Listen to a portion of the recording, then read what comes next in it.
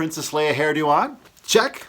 Hey everybody, 500 subscribers. Oh my gosh. I know, crazy, right? My son said, you've got to do a thank you video. I said, really? They do thank you videos? My students never thank me for anything. So, all right, fine, I'll do a thank you video. So, hey, thank you. Thank you all for making this a community. I am thrilled. I'm thrilled to be able to offer you all something and that you've responded by having subscribers and questions and great commentary. I love that. You know what? I feel like dancing. Let's do a dance.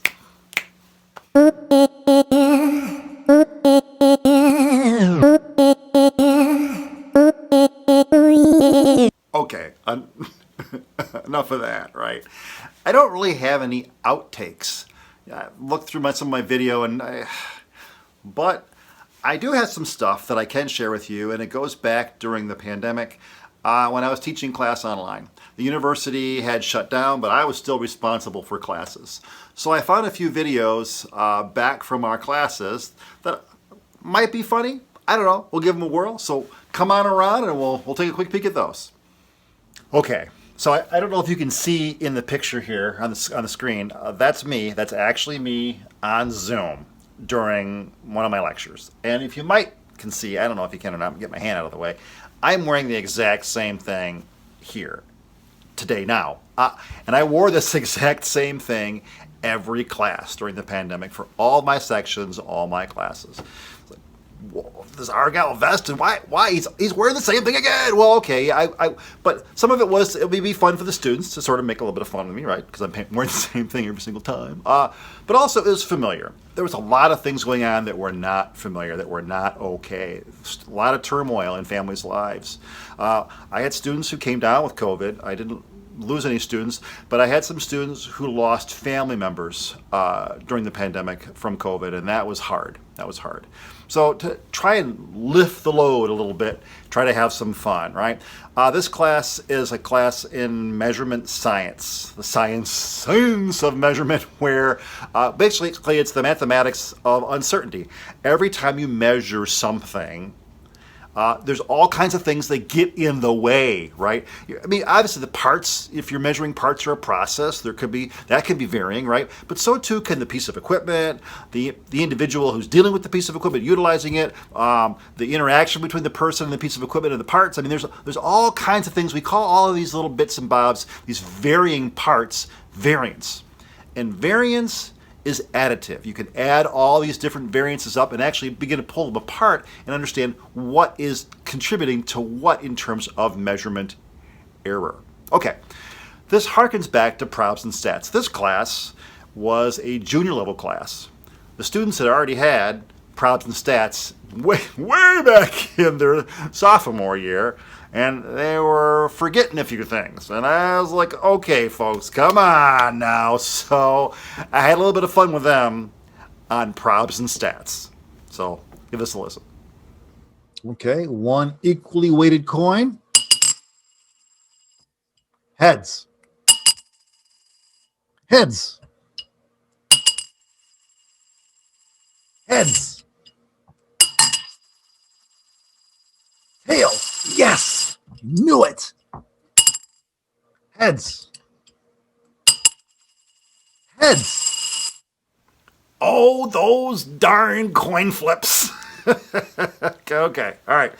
Maybe that wasn't so funny. I was being kind of a smart aleck. So this next class is a class on process design. Basically, the how do you design processes to make or do things. And the conversation had to do with the modulus of elasticity and temperature. Now, what is the modulus of elasticity? It's also known as Young's modulus. Think of a spring. And you can kind of squeeze a spring with your fingers. You can squeeze it, you can pull it. But if you don't squeeze it too hard or pull it too hard, it will spring back, right? So based on the force you put into it, there's a certain displacement. That force we call stress, putting stress into the coils actually. And strain is kind of that displacement, if you can imagine that, right? So stress, strain. The stress strain curve in a fully elastic little bit is linear.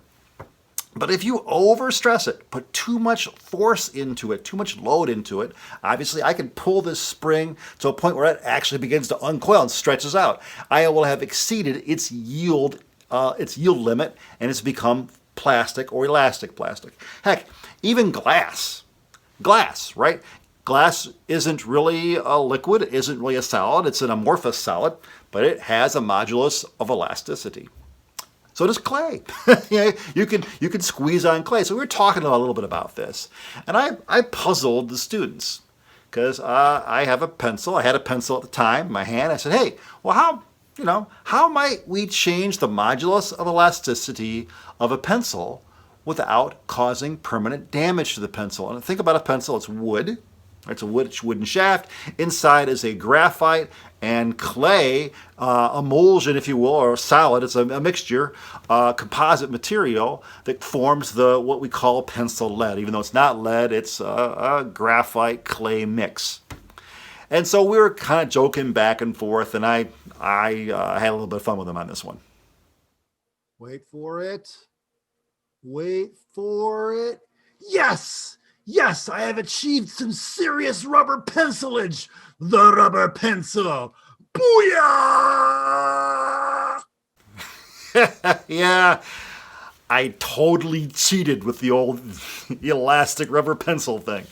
Professor Spossvorg. Anyway, okay. So, this last video, finally the last one, comes from the capstone class. The capstone class is really a high-impact educational experience. It's the last class that pulls everything together for the students.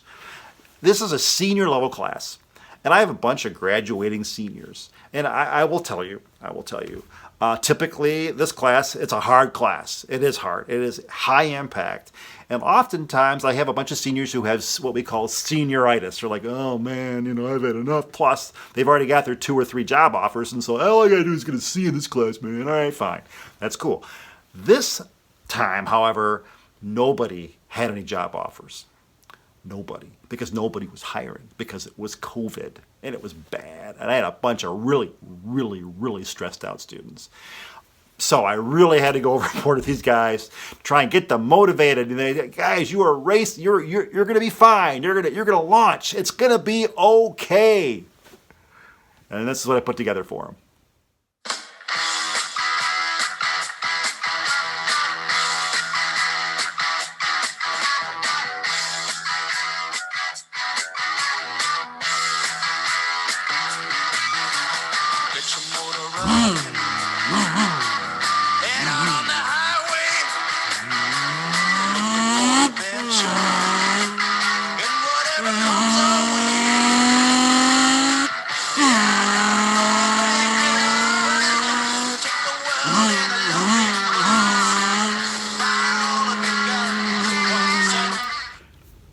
Yeah, they enjoyed that, and it was okay. My students all eventually found jobs. It worked out okay. It really did, but it was stressful. And but through all this, one of my students, and she had been a student throughout the entire program, she came to me. Well, after one of our Zoom classes, she wanted me to hang out afterward, chat a little bit. And we did. She asked if I would be willing to perform her wedding when the pandemic was over. And I was so, oh my God, honored. I was so honored. And of course, I said yes. And it was a beautiful summer day. It was just a beautiful, beautiful event. And I was so honored and happy to be part of it. So anyway, all things, all things in moderation, I guess. I don't know. Anyway, so let's wrap this thing up.